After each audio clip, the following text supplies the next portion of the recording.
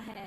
भगवान कहते हैं यही तो गलती कर रहा है, जिन शासन की प्रभावना हो यही मेरी प्रभावना है। चाहे कोई भी करे, कोई मुनिराज करे, कोई आर्य का करे, कोई पंथ का करे, हमें इससे कोई प्रयोजन नहीं। बस जिन शासन की प्रभावना करे यही हमारी भावना है। यह जिन धर्म पंचम काल के अंत तक बिल्कुल निराबाध चलता रहे, इसके लिए कोई बहाना मत करना। जब तक तुम्हारी देह में रक्त की बूंद है, प्राणों का संचरण हो रहा है, चूकना मत। और आज मैंने दिल्ली शहर में ये देखा है, प्रातः काल 5 बजे से भक्तगण आ गए, कुछ खाया नहीं, कुछ पिया नहीं, अनवरत भयंकर गर्मी में चल रहे हैं, आपस में चर्चा कर रहे हैं कि अपन तो एक दिन के लिए चल रहे हैं, ये तो सदा चलते रहते हैं, तो हमें भी इनके साथ में चलते चलना है। वाह, ये उत्कृष्ट भावना है, ये आपका साहस। आज इतना सा साहस किया है। जैनागम कहता है कि जो आज गुरु के विहार में चल रहे हैं, निश्चित वो क्षण अति शीघ्र आने वाला है कि वह तीर्थंकर के विहार में भी चलने वाले हैं। जो आज गुरुओं की सभा में आत्म तत्व की चर्चा सुनने के लिए लालायित थे, उत्सुक है, भगवान की वाणी सुनने के लिए उत्सुक है, कल वो निश्चित जिनेंद्र भगवान के समोर शरण में पहुंचने ही वाले हैं, क्योंकि यही छोटा सा उत्साह तीव्र उत्साह के रूप में परिवर्तित हो जाएगा। बशर्ते ये है कि कोई बहाना मत करना, किसी प्रकार का बहाना मत करना, बस धर्म के रंग में रंगते चले जाना। ये निश्चित बात है कि जैसा जैसा ये संसारी जीवों का समागम मिलता है, वैसे वैसे उसके भाव होते चले जाते हैं। सोचिए, सपोज अभी आप किसी शादी विवाह में गए होते, क्या आपके भावों में ये विशुद्धि के क्षण होते? एक शुभ भाव होते आपके भीतर में? बिल्कुल नहीं। वहाँ सारी आरामदायक सुविधा होने के बावजूद भी आप राग रंग में लथपथ हुए होंगे, लेकिन यहाँ पर कोई ऐसी सुविधा नहीं, पसीना टपक रहा है, काफी भीड़ है, लेकिन फिर भी मैंने पहले ही पूछा था, आप लोग थके तो नहीं, कोई परेशानी तो नहीं हुई? सबने एकजुट होकर कहा नहीं, आनंद बरस रहा है, आनंद बरस रहा है। यही तो जिनागम की महिमा, जिन धर्म की महिमा है। और हमारा जिन धर्म इन 5 की बदौलत चलता है। मंदिर, और मंदिर है तो मंदिर में मूर्त भी है, मूर्त है तो उनकी भक्ति करने के लिए आप मंत्र भी आराधित करते हैं, मंत्र की आराधना करते, और मंत्र की आराधना करते हैं तो माला भी चाहिए। मंदिर, मूर्त, मंत्र, माला, और ये सब कुछ बताने के लिए, पथ प्रदर्शन करने के लिए हमें महात्मा भी चाहिए। ये 5 हमारी जिन संस्कृति को आगे बढ़ाने के लिए बहुत ही महत्वपूर्ण योगदान देने वाले हैं। बशर्ते ये कि हम बहानेबाजी न करें, हम किसी प्रकार से लेकिन अगर मगर किंतु न करें, क्योंकि संसार के काम के लिए कभी भी मन कोई बहाने नहीं करता है। जैसे एक जैन साहब से कहा गया, चलिए अभिषेक का समय हो रहा है, आज रविवार है, वैसे तो तुम्हें फुर्सत मिलती नहीं है, लेकिन रविवार के दिन तो विशेष रूप से अभिषेक करने का अवसर रहता है, चलिए आप। वो कहते हैं कि आज तो मेरे पास में वस्त्र नहीं है, मैं नहीं आ पाऊंगा। इतने में ही दूसरा मित्र आता है और कहता है, चलो चलो आज तो विशेष पार्टी में जाना है, चलोगे ना? अरे अभी आता हूँ, बस 2 मिनट में कपड़े बदल करके आता हूँ। आप सोचिएगा क्या सोच है उनकी। पार्टी में जाने के लिए वक्त है, उत्साह है, लगन है। जहाँ आत्मा का पतन है, राग रंग है, वहाँ कोलाहल है, और जहाँ पर कोलाहल ही हल है, ऐसे शांति के स्थान पर प्रभु के पास में जहाँ अभिषेक करके हमारी कर्म की धाराएं, पाप की धाराएं सूख जाती हैं और ज्ञान की धाराएं प्रवाहित हो जाती हैं, ऐसे अभिषेक के लिए मन नहीं करता। अरे भाई 6 दिन तो बासी खाते ही खाते हो, कम से कम रविवार के दिन तो ताजा खाया करो। रविवार के दिन ताजा पुण्य एकत्रित किया करो। गुजराती में बड़ा सुंदर एक भजन लिख दिया लोगों ने इसके ऊपर। एक भक्त, अब भक्त था या नहीं था आप लोग समझ जाएंगे, कम भक्त ही था वह, कम भक्त था।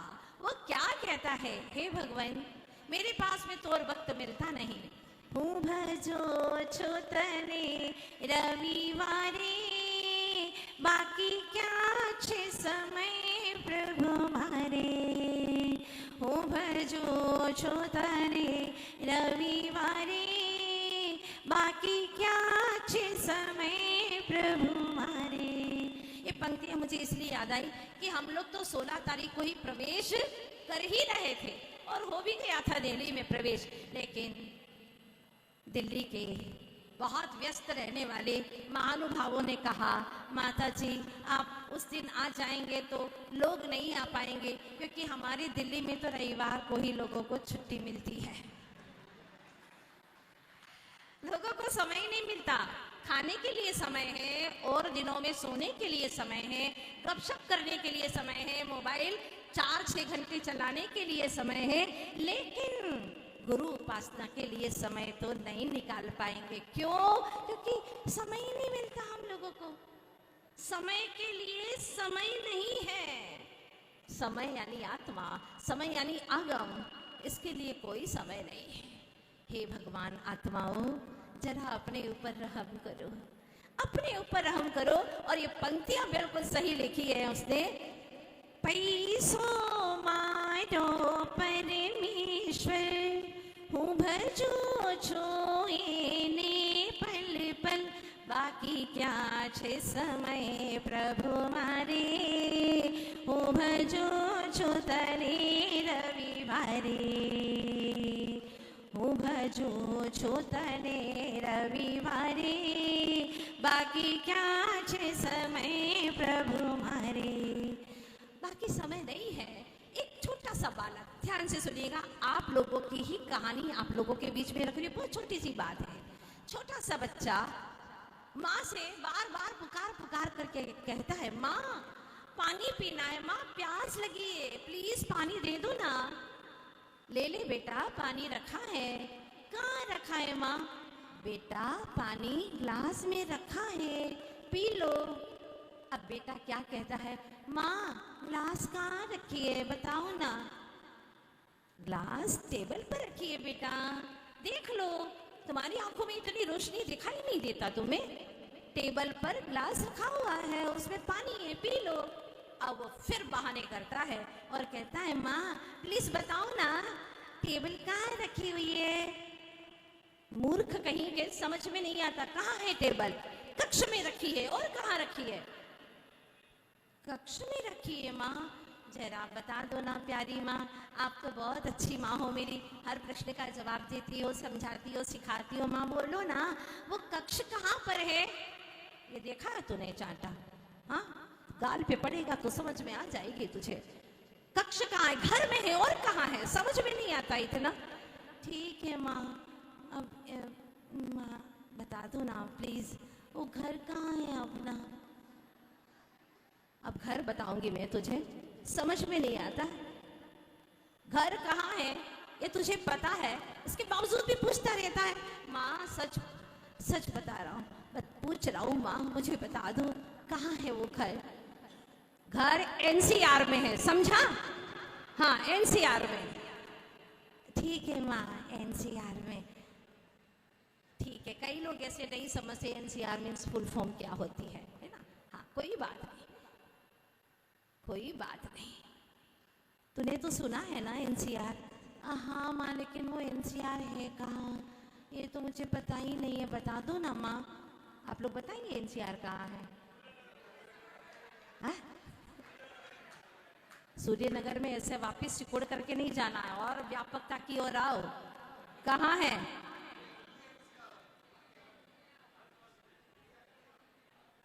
दिल्ली में है। दिल्ली में, यहाँ पर तो हरियाणा भी आता है एनसीआर में, उत्तर प्रदेश भी आता है, सब कुछ आता है। बिल्कुल 100 किलोमीटर का एरिया है। तो कहाँ है ये देश के उत्तरी भाग में है, इतनी बात पक्की है। हाँ उत्तरी भाग में है। तो माँ ये उत्तरी भाग कहाँ आता है? सब ये सब कहाँ आता है माँ? अब तो तुझे डंडा दिखाना पड़ेगा। अभी डंडा लाती हूँ और दिखाती हूँ तुझे कि कहाँ है यह उत्तरी भाग। और ला करके और कहती है डंडा खाना है। नहीं माँ प्लीज बता दो ना कहाँ है बढ़ोतरी भाव, ये भारत में है, समझता नहीं इतना। ठीक है माँ भारत में है, तो ये माँ भारत कहाँ पर है? अब माँ को समझ में आ रही है बात कि इसको प्यास लगी नहीं है। सच में प्यास लगी होती तो पानी पी लेता। ये तरह तरह के प्रश्न कर रहा है, तरह तरह की बातें कर रहा है। और सच बात है, आत्मा का सुख चाहिए तो सीधा सीधा सुख पालो ना, तत्व की बात करो ना। कितना समय बीत गया, क्यों तुम परिधियों पर घूम रहे हो, क्यों केंद्र पर नहीं आ रहे हो, क्यों आत्मबोध शिविर में नहीं आते हो? एक बार 2 महीने का आत्मबोध शिविर पढ़ लिया तो आपको अलग से कुछ करने की आवश्यकता नहीं। हमारे इंदौर के महानुभाव आए हैं, लगभग 15 किलोमीटर से डेली क्लास अटेंड करने आते थे। और ऐसे से कई महानुभाव, क्योंकि जो हमें जैनत्व के लिए चाहिए वो हमें आत्मबोध शिविर में मिलेगा। प्रातः काल मात्र पुरुषों की क्लास में सभी लोग सुन लेना, जो भी पुरुष हैं वो जरूर आने का पूरा प्रयास दें, आना ही आना है। क्योंकि हमें समझना है कि पुरुष यानी आत्मा, आत्मा क्या है, कैसा हूं मैं, क्या स्वरूप है मेरा, कहाँ रहता हूँ, क्या करना है मुझे, ये सारे वस्तु स्वभाव को समझने के लिए हमें ज्ञान की ओर आना ही होगा। अब माँ क्या करे, बड़ी परेशान है, समझा करके परेशान है। और चाहे कोई कितना ही समझाए, जिसे नहीं समझना है वो नहीं समझेगा। कई बार एक कहावत में कहती हूँ, नहीं समझेगा किसी बाप से, समझेगा तो अपने आप से। ये पक्की बात है। अब क्या समझाए? माँ ने कहा भारत में है, भारत में। अब फिर प्रश्न खड़ा हो गया, माँ ये भारत कहाँ है बता दो ना। अब माँ की आंखें पूरी लाल हो चुकी है, अब माँ सहन नहीं कर पा रही उसके प्रश्न। फिर भी माँ तो माँ है ना, माँ तो करुणा का सागर है। उसने कहा बेटा देखो, अब अंतिम बार तुम्हें और बताए देती हूँ, अब प्रश्न मत करना। ये भारत एशिया महाद्वीप में है, समझे? समझ गए? हाँ माँ समझ गया, लेकिन मतलब खतरनाक बात है इसके आगे। क्या कहना चाहते हो? ये एशिया महाद्वीप कहाँ है माँ, प्लीज बता दो ना। एशिया महाद्वीप प्रशांत महासागर में है, प्रशांत महासागर में। समझे? फिर माँ प्रशांत महासागर कहाँ है? पानी में है, पानी में। समझ में आया? अब उसको तो प्रश्न करना ही था, फिर प्रश्न कर लिया, माँ पानी कहाँ है? वही तो ग्लास में रखा है। कब से कह रही हूं, यही बात समझा रही हूं कि पानी ग्लास में है। घुमा फिरा करके आ गया तो वहीं आ गया।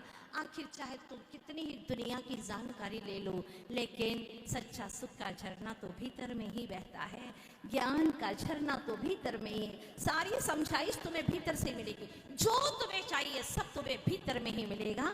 जिनवाणी का कहना है ये आत्म सुख का झरना है, जिनवाणी का कहना है।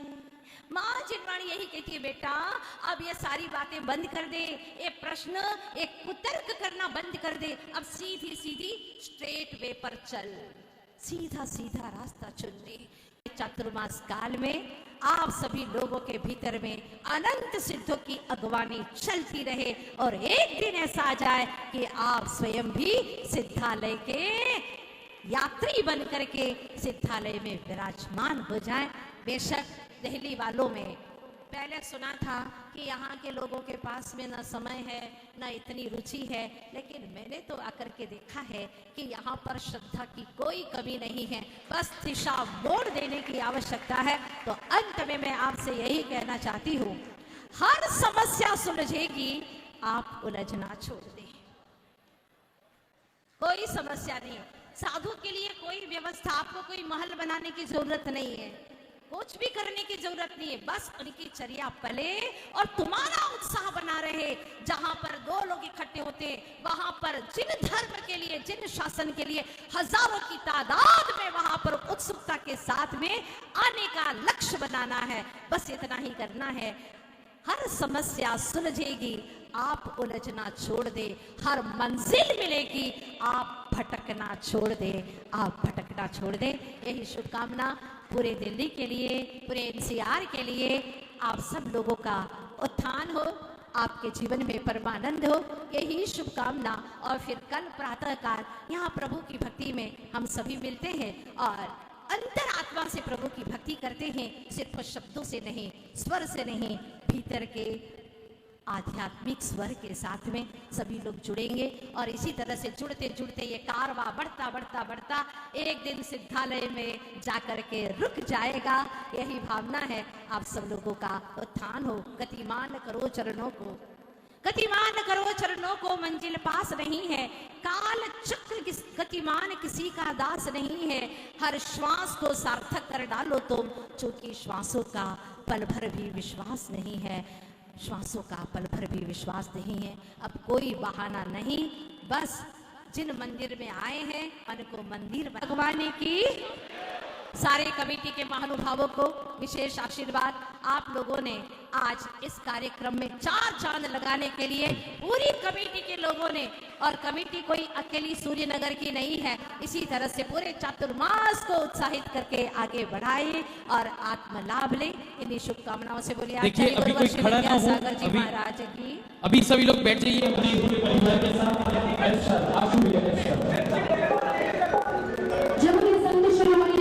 श्री विद्यासागर जी महाराज की